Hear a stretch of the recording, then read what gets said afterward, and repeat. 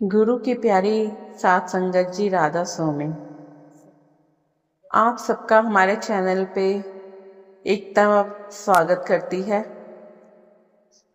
आज से हम नई कहानियों की शुरुआत कर रहे हैं। बाबा जी की साखियां। पलटू साहब जी कहते हैं, साहब के दरबार में केवल भक्ति प्यार देखा जाता है और जो गुरु हैं वो सिर्फ भक्ति में ही राजी हो जाते हैं। आज की हमारी कहानी है महारानी द्रौपदी और महात्मा सुपुच। जब महाभारत की लड़ाई खत्म हुई तो भगवान कृष्ण ने पांडवों को बुलाकर कहा कि अश्वमेध यज्ञ करवाओ, प्रायश्चित करो, नहीं तो नरकों में जाओगे। लेकिन तुम्हारा यज्ञ तब संपूर्ण होगा जब आकाश में घंटा बजेगा। पांडवों ने यज्ञ किया। सारे भारतवर्ष के साधु महात्मा बुलाए। सब खाना खा चुके पर घंटा ना बजा। सोचा कि भगवान कृष्ण को नहीं खिलाया। भगवान कृष्ण ने भी भोजन कर लिया, लेकिन फिर भी घंटा ना बजा। आखिर अर्ज की कि भगवान, आप योग दृष्टि से देखो, कोई रह तो नहीं गया। भगवान ने कहा कि एक निम्न जाति का साधु है, उसका नाम सुपच है। वह भजन में मस्त जंगल में रहता है और पत्ते खाकर गुजारा करता है, कहीं जाता नहीं है। उसको बुलाओ और भोजन खिलाओ, तब आपका यज्ञ संपूर्ण होगा। क्योंकि पांडवों में राजा होने का घमंड था, इसलिए उन्होंने खुद जाने की बजाय अपने एक दूत को भेज दिया। उन्होंने सोचा कि जैसे मक्खियां गुड़ पर मंडराने लगती हैं, ऐसे ही जब उस महात्मा को इस यज्ञ के बारे में पता चलेगा तो वह खुद ही भोजन करने के लिए आ जाएगा। पर महात्मा ने वहां जाने से इनकार कर दिया। अब पांडव खुद इस महात्मा को लेने के लिए गए और कहा कि महात्मा जी, हमारे यहाँ यज्ञ है, आप चलकर उसे संपूर्ण करें। महात्मा ने कहा कि मैं उसके घर जाता हूँ जो मुझे 101 अश्वमेध यज्ञों का फल दे। वे कहने लगे कि हमारा तो एक यज्ञ संपूर्ण नहीं हो रहा, तो आप 101 यज्ञों का फल मांग रहे हैं। वह बोला कि मेरी तो शर्त यही है। पांचों पांडव बारी बारी से कहे, लेकिन महात्मा ने अपनी शर्त न बदली। आखिरकार हार कर वे वापस आ गए।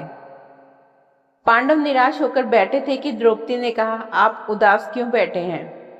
मैं सुपच को लाती हूँ।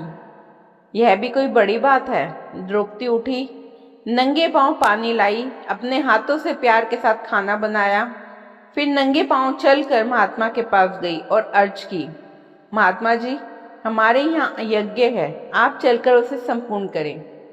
महात्मा ने कहा कि तुम्हें पांडवों ने बताया होगा कि मेरा क्या प्रण है। कहने लगी, महाराज, मुझे पता है।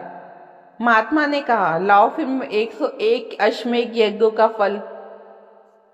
द्रौपदी ने कहा, महात्मा जी, मैंने आप जैसे संतों से सुना है कि जब संतों की ओर जाए तो एक एक कदम पर अश्वमेध यज्ञ का फल मिलता है।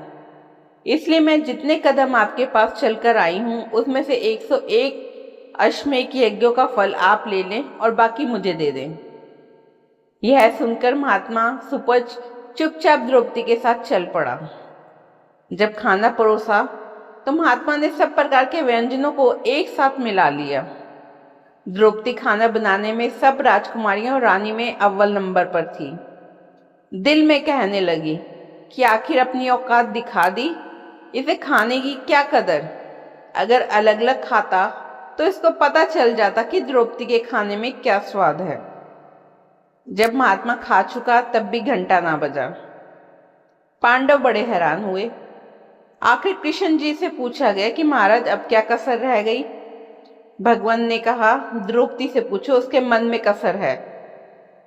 द्रौपदी को पता नहीं था कि सुपुच ने सारे भोजन को मिलाकर भोजन के स्वाद को जानबूझकर खत्म किया था। महात्मा या तो खाना खाते समय सारे व्यंजन को मिलाकर उसका स्वाद नष्ट कर देते हैं, या अपने सूरत को खाना खाने से पहले अंदर ऊपर ले जाते हैं। नतीजा यह होता है कि खाना चाहे खट्टा हो या नमकीन, मीठा हो या फीका, रूखा हो या सूखा, चाहे कैसा भी हो, उनको स्वाद का पता ही नहीं चलता। जब द्रौपदी ने क्षमा मांगकर अपना मन शुद्ध कर लिया तो घंटा बजा। माली को केवल सिर्फ भक्ति और नम्रता ही प्यारी होती है। उसके दरबार में जाति पाति को नहीं, प्रेम और भक्ति की कदर होती है। दोस्तों, आपको ये साखी कैसे लगी? वीडियो पसंद आए तो चैनल को लाइक एंड सब्सक्राइब जरूर करना। धन्यवाद।